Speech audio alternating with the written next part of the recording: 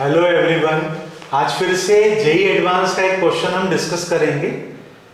ये question biomolecule से related है। क्वेश्चन देखिए, for a double strand DNA one strand is given to you.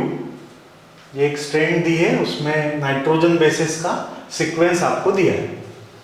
The amount of energy required to split the double strand DNA into two single strands is in kilocalories per mole आपको calculate करना है।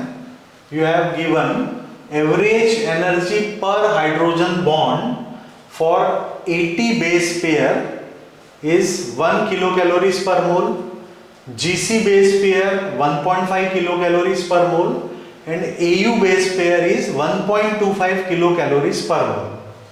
Ignore electrostatic repulsion between the phosphate groups.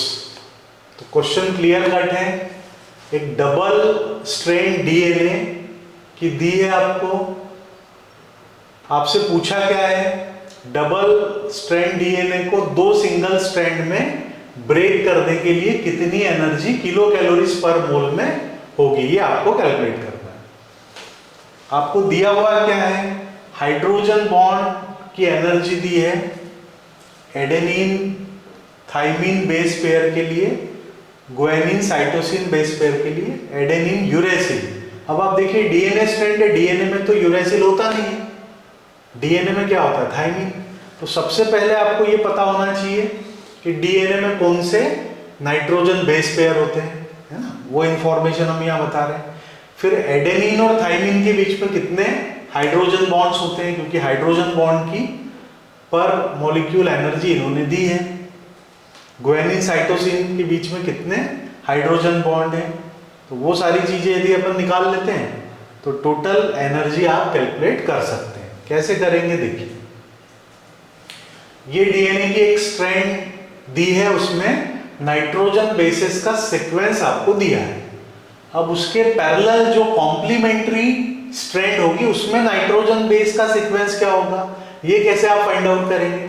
तो उसके लिए आपको base pair principal, जिसको बोला जाता है चेरगैप्स रूल, ये फाइंड आउट करना है, ये आपको पता होना चाहिए। तो चेरगैप्स रूल या बेस पेयर प्रिंसिपल के अकॉर्डिंगली जो प्यूरिन बेसेस हैं, दो टाइप की बेसेस होती है डीएनए में, प्यूरिन बेसिस और पिरिमिडिन बेसिस। तो प्यूरिन बेस हमेशा पेयरिंग करता है पिरिमिडिन बेसिस के साथ। इसमें एडेनिन हमेशा पेयर करता है थाइमिन के साथ, ग्वानिन हमेशा पेयर करता है साइटोसिन के साथ, है ना, ये आपको पता है। अब प्यूरिन बेसिस कौन कौन सी होती है वो देखिए। प्यूरिन बेसिस में आ जाता है एडेनिन और ग्वानिन, ये आरएनए डीएनए दोनों में प्रेजेंट होती है। कौन कौन सी, एडेनिन और ग्वानिन, ये प्यूरिन बेसिस है। अब पिरिमिडिन बेसिस कौन कौन सी है, तो पिरिमिडिन बेसिस तीन होती है, साइटोसिन, ये केवल ये आरएनए डीएनए दोनों में आपको मिलेगी।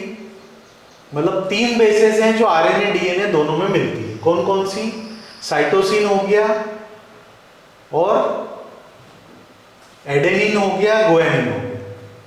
अब जो केवल डीएनए में होता है वो थाइमिन है, ये आरएनए में नहीं मिलेगा। और यूरेसिल ये केवल आरएनए में होता है, ये डीएनए में नहीं होता।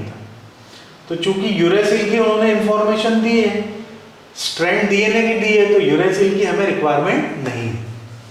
तो ये पिरिमिडिन बेसिस हो गई। अब एडेनिन हमेशा थाइमिन के साथ पेयरिंग करता है और कितने हाइड्रोजन बनाता है देख लीजिए आप। तो एडेनिन और थाइमिन के बीच में आप डबल बॉन्ड लिखते हैं ना, तो डबल बॉन्ड नहीं है, वो दो हाइड्रोजन बॉन्ड्स हैं, ठीक है। तो एडेनिन थाइमिन के बीच में दो हाइड्रोजन बॉन्ड्स होते हैं। और इसी टाइप से ग्वानिन साइटोसिन के बीच में देखिए कितने बॉन्ड्स होते हैं, वो ट्रिपल बॉन्ड नहीं है, वो तीन हाइड्रोजन बॉन्ड्स हैं। समझ में आया, स्ट्रक्चर भी दिखा दिया हमने वहां। तो एडेनिन थाइमिन के बीच में दो हाइड्रोजन बॉन्ड्स हैं और ग्वानिन साइटोसिन के बीच में तीन हाइड्रोजन बॉन्ड्स हैं, ठीक है। अब क्या करना है, तो ये डीएनए की स्ट्रैंड गिवन है, इसकी कॉम्प्लीमेंट्री स्ट्रैंड हम लिख सकते हैं। कैसे लिखेंगे, एडेनिन हमेशा एडेनिन हमेशा कंबाइन होता है थाइमिन के साथ, एडेनिन हमेशा कंबाइन होता है थाइमिन के साथ, गुआनिन हमेशा साइटोसिन के साथ। थाइमिन है तो एडेनिन, साइटोसिन है तो गुआनिन। इस टाइप से आप बेस पेयर प्रिंसिपल अप्लाई करके कॉम्प्लीमेंट्री स्ट्रैंड में नाइट्रोजन बेसिस का सीक्वेंस लिख सकते हैं। ये हमने लिख लिया, ये कॉम्प्लीमेंट्री स्ट्रैंड है। ये समझ में आया। अब इसमें एडेनिन थाइमिन बेस पेयर कितनी है, काउंट कीजिए। एडेनिन थाइमिन एक, ये थाइमिन एडेनिन दूसरा, एडेनिन थाइमिन, थाइमिन एडेनिन, ये टोटल देखेंगे तो 7 पेयर्स हैं, काउंट कर सकते हैं आप 7 पेयर्स। और साइटोसिन गुआनिन पेयर्स कितनी है, टोटल 13 है, सीक्वेंस दिया है। 7 एडेनिन थाइमिन है तो बचा हुआ 6 क्या है, साइटोसिन गुआनिन पेयर्स है। ठीक है, ये इंफॉर्मेशन आ गई। अब एडेनिन थाइमिन के बीच में कितने हाइड्रोजन बॉन्ड्स हैं, एक पेयर में 2 हाइड्रोजन बॉन्ड है। 7 पेयर है, एक में 2 हाइड्रोजन बॉन्ड है, तो total number of hydrogen bonds निकल जाएंगे।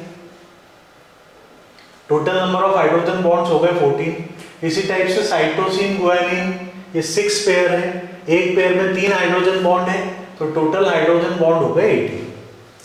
अब एडेनिन थाइमिन बेस पेयर के लिए एक हाइड्रोजन बॉन्ड को ब्रेक करने की एनर्जी, बॉन्ड एनर्जी गिवन है 1 किलो कैलोरी पर मोल। और साइटोसिन गुआनिन में एक हाइड्रोजन बॉन्ड के लिए बॉन्ड एनर्जी गिवन है 1.5 किलो कैलोरी पर मोल।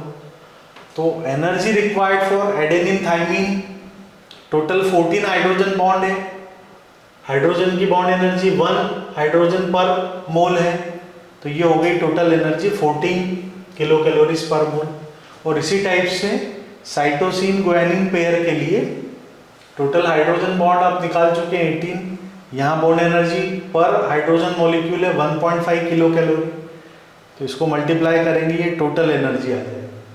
इतना समझ में आया। अब आप भूल गए होंगे, इतनी सारी स्लाइड्स हो गई, तो फिर से हम शॉर्ट में बता देते हैं। एडेनिन थाइमिन के बीच में 2 हाइड्रोजन बॉन्ड्स होते हैं, साइटोसिन गुआनिन के बीच में 3 हाइड्रोजन बॉन्ड्स होते हैं। Number of adenine thymine pair जो डीएनए स्ट्रैंड गिवन है क्वेश्चन में, वो पेयर कितनी है, 7 है। इसी टाइप से साइटोसिन गुआनिन पेयर कितनी है, 6 है। तो number of hydrogen bond adenine thymine के बीच में कितने हो गए, 7 2 14। और इसी टाइप से number of hydrogen bond cytosine guanine में कितने हो गए, 6 पेयर है, एक में 3 हाइड्रोजन बॉन्ड है, 6 3 18। समझ में आया इतना। तो energy required for adenine thymine ये हो गया 14 इंटू 1 किलो कैलोरी पर मोल, तो 14 किलो कैलोरी पर मोल। और इसी टाइप से energy required to break cytosine guanine bond total 18 pair है, एक हाइड्रोजन बॉन्ड के लिए एनर्जी 1.5 है, ये हो जाएगा 27। तो टोटल एनर्जी रिक्वायर्ड 14 + 27, यह आपका फाइनल आंसर है 41 किलो कैलोरीज पर मोल। समझ में आया।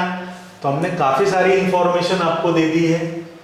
प्यूरिन, पिरिमिडिन जो बेसेस हैं कौन कौन सी हैं, किस टाइप से, बेस पेयर प्रिंसिपल इस क्वेश्चन में बता दिया है। तो जेईई एडवांस के जो क्वेश्चंस होते हैं उसमें सीखने के लिए काफी सारी चीजें होती हैं। आप टॉपिक पढ़ें, उसके बाद एक क्वेश्चन भी करेंगे तो देखिए कितने सारे कॉन्सेप्ट आपके रिवाइज हो गए। ठीक है, आज के लिए इतना सफिशिएंट है। Thank you for watching.